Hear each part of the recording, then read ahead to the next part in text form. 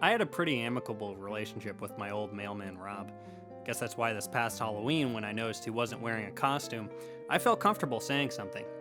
I teased him a bit. I said, "Rob, what are you doing? It's Halloween. The neighborhood kids always come out to see you. Why aren't you wearing a costume?" He just chuckled and looked a bit ashamed. Well, I couldn't let him go on that note. I told him to wait right there, and I ran up to the attic where I knew an old scream mask was. I grabbed that and ran back outside where Rob was still waiting. After he put the scream mask on, he turned to me and we both had a good laugh. He looked great. He thanked me and drove off, but as I was about to enter my house, I heard a crash. Rob's mail truck had swerved right into a telephone pole a few houses down. I ran over and dragged Rob out of the wreck. He was unconscious. As I placed him down on the sidewalk, I immediately noticed the eye holes on the scream mask were way too small for an adult man to see out of. I decided to give Rob mouth-to-mouth, with the scream mask on, of course, as it served as a protective barrier from germs. After 2 rounds of breaths and chest compressions, I thankfully got a heartbeat back. And since I got a speeding ticket the previous week I hadn't paid, I decided not to call 911. Plus, the heartbeat was back. I mean, what more would the paramedics do besides give him a $700 ambulance bill? So instead, I decided to drag Rob, still wearing the scream mask, over to a neighbor's yard and leaned him against a tree so he could catch his breath.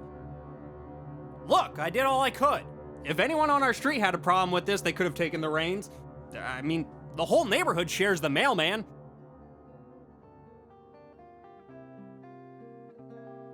No one stepped up, though, and Rob spent the next few days slumped over against that tree.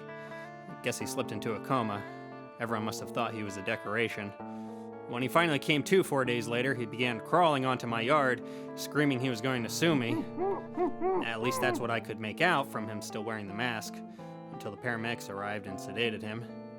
EMT said Rob probably couldn't get the scream mask off due to all the swelling. I watched them remove it using the jaws of life. Yeah.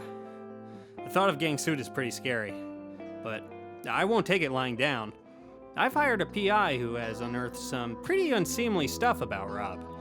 Turns out he's been going into people's vegetable gardens and, well, let's just say it hasn't been rabbits that have been stealing people's vegetables.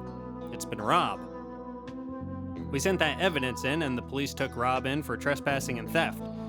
If I'd never given him that scream mask, we never would have figured out who's been stealing all our vegetables.